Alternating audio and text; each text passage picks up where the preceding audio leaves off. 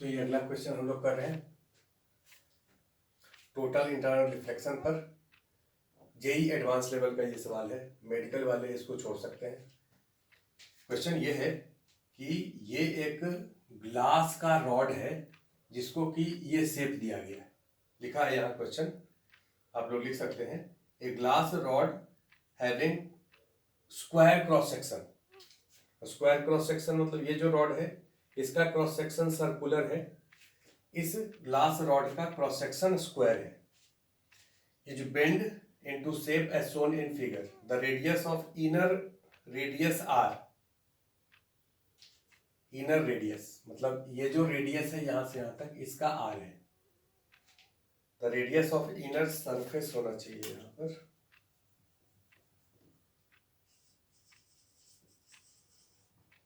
Inner surface R and width D. ये वाला width D है, ये आर है और ये विड्थ यहाँ यहाँ यहाँ सब जगह डी होगा, यहाँ से यहाँ तक। मतलब आउटर जो सर्कल है उसका रेडियस आर प्लस डी होना चाहिए। What minimum value of D by R. D by R का मिनिमम वैल्यू निकालना है। So that light that enter at A, जो लाइट ए पर इंटर हुआ है, विल इमर्ज एट बी। ये बी से बाहर निकलना चाहिए। यहाँ पर जो रेज इंटर हो रहा है ये लाइट ऐसे करके यहां से ऐसे बाहर निकल जाए। ये ग्लास का बना है, रिफ्रैक्टिव इंडेक्स 1.5 दिया है। तो क्वेश्चन क्लियर है। ये क्वेश्चन टोटल इंटरनल रिफ्लेक्शन से है क्योंकि लाइट तो हमेशा स्ट्रेट पाथ में ट्रेवल करता है। ये वाला लाइट ऐसे घूम करके ऐसे कैसे आ जाएगा? इसका मतलब जो लाइट यहाँ पर आ रहा है तो इसका इंटरनल रिफ्लेक्शन होना चाहिए क्योंकि यहाँ इंसिडेंट होने के बाद बाहर नहीं निकलना चाहिए। अब जो ध्यान से इस बात को देखिए, हम इस दोनों एक्सट्रीम रे को दिखा रहे हैं। एक रे जो कि इस सरफेस से टच करता हुआ आया है और यहां इंसिडेंट हुआ है, ये वाला रे जो इस सरफेस के अलोंग टच करता हुआ आया है।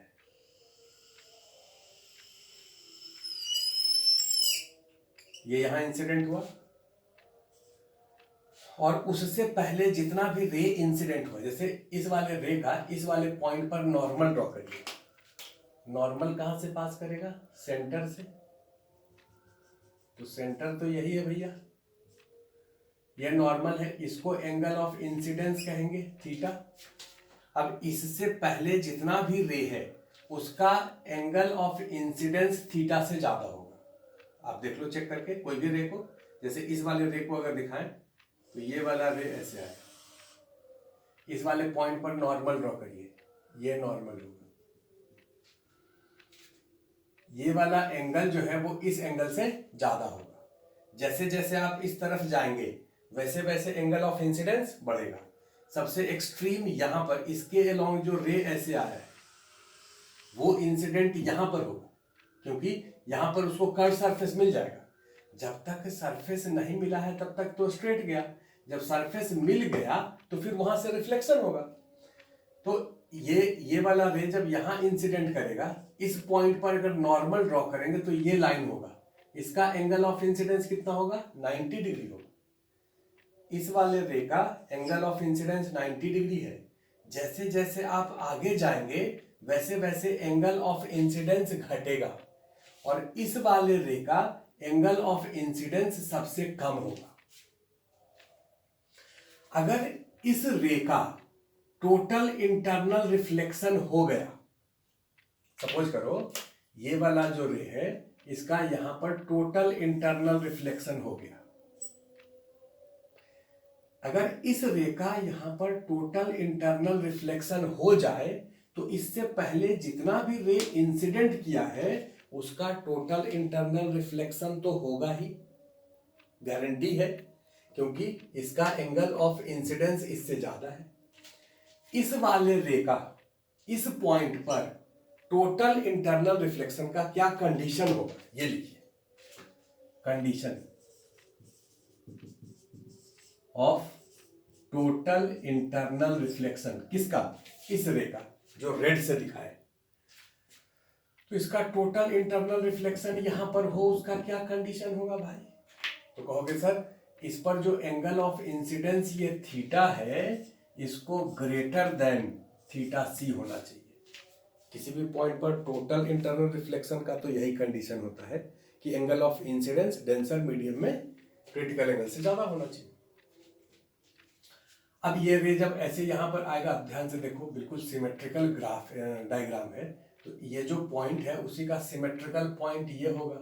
अब यहाँ से भी ये रिफ्लेक्ट करेगा, क्योंकि यहाँ जब रिफ्लेक्शन हुआ तो यहाँ पे रिफ्लेक्शन होगा।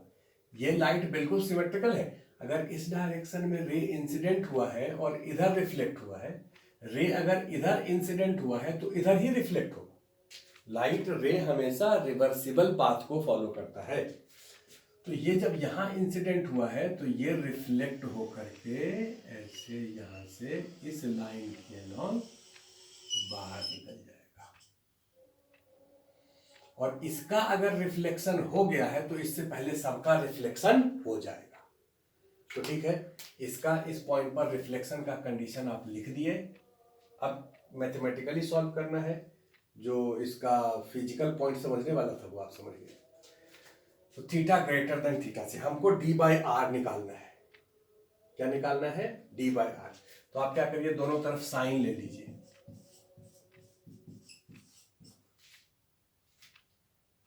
जब साइन लेते हैं तो इक्वलिटी चेंज नहीं करता है, क्योंकि साइन में एंगल बड़ा है तो वैल्यू भी बड़ा होता है।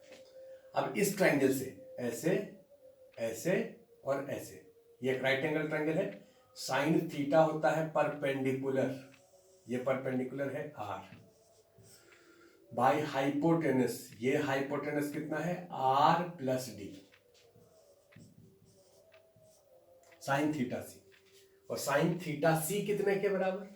ग्लास एयर के लिए साइन थीटा सी 1/μ।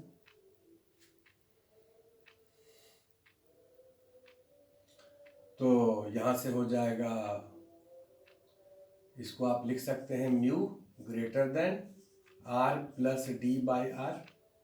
म्यू का वैल्यू 3/2 दिया हुआ है, greater than 1 plus D by R, यानी इसको इधर ले आइए, 1/2 greater than D by R. D by R जो है वो इससे छोटा है। इस कंडीशन को फुलफिल होने के लिए D by R, D by 1/2 greater than D by R, इसका मतलब डी बाई आर का मिनिमम वैल्यू कितना होगा? डी बाई आर 1/2 से ज्यादा होगा, तो मतलब D by R less than 1/2 greater than D by 0.5।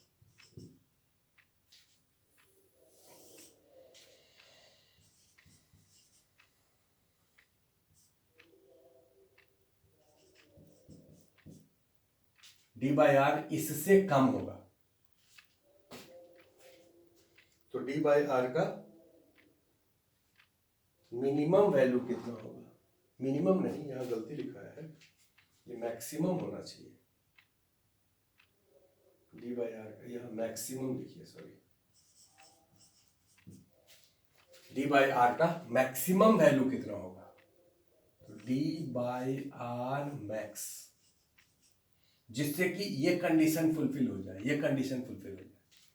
तो ये कंडीशन फुलफिल होने के लिए डी बाई आर को इससे कम होना पड़ेगा। तो मैक्सिमम कितना होगा? 0.5 के बराबर।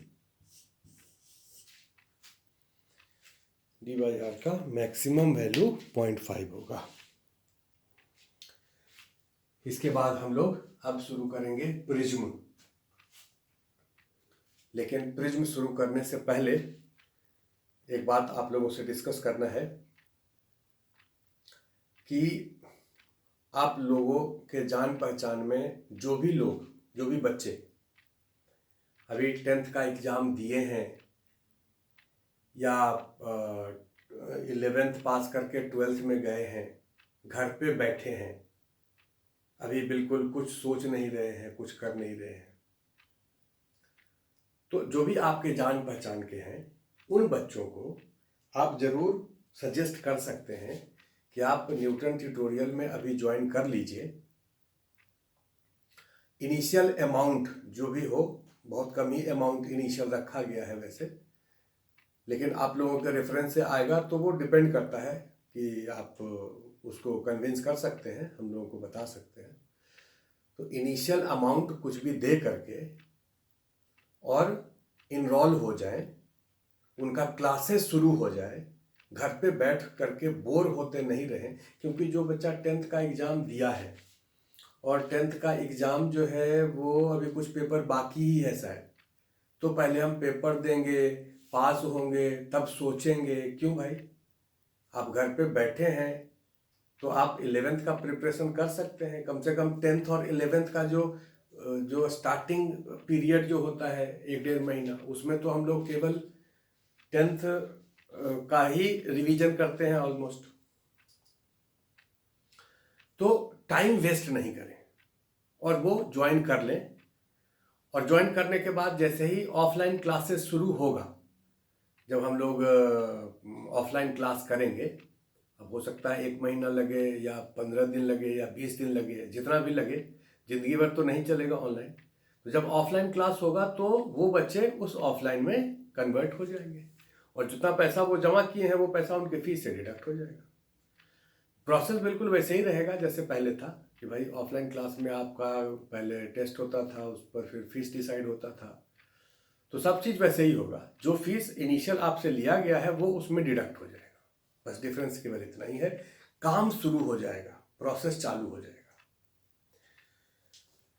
तो ये आप लोग अपने जान पहचान वाले को जरूर कहिए, मोटिवेट करिए, जिससे उनका भी फायदा है और हमारा भी फायदा है। और हमारा अगर फायदा है तो आपका भी फायदा है, क्योंकि हम आप ही के हैं। तो ये है। उसके बाद एक पॉइंट और डिस्कस करना था कि जैसे पेन और पेपर पर बैठ करके जो हम लोग लेक्चर लेते हैं, या पंकज सर लेक्चर भी ले रहे हैं पेन पेपर पर, मदन सर ले रहे हैं, मनीष सर ले रहे हैं अभी, तो वो वाला ज़्यादा बढ़िया आपको लगता है पढ़ने में या सुनने में, या बोर्ड पर जो लेक्चर लेते हैं वो ज़्यादा बढ़िया लगता है? क्योंकि तुम्हारा अच्छा लगना, तुमको इंटरेस्ट आना, वो ज़्यादा इम्पोर्टेंट है। वैसे इसमें एफर्ट ज़्यादा लगता है, पेन पेपर पर एफर्ट इसके मुकाबले कम लगता है। उस पर जल्दी जल्दी क्लासेज हो जाता है। लेकिन सबसे इम्पोर्टेंट चीज़ है कि आपको समझ आता है कि नहीं, आपको इंटरेस्ट आता है कि नहीं। आप जब तक पढ़ाई में इंटरेस्ट नहीं आ जाए तो केवल चैप्टर खत्म करने से तो फायदा है नहीं। तो जो अच्छा लगता है वो भी आप एक बार हमको पर्सनल जो व्हाट्सएप नंबर है उस पर एक बार ज़रूर लिख करके भेजें कि कौन सा अच्छा लगता है। और अगर दोनों में जो अच्छा लगता है आगे से हम लोग वही करने का कोशिश करेंगे। तो ये 2 बात आपसे हमको करना था। इसके बाद हम लोग अब प्रिज्म शुरू करेंगे।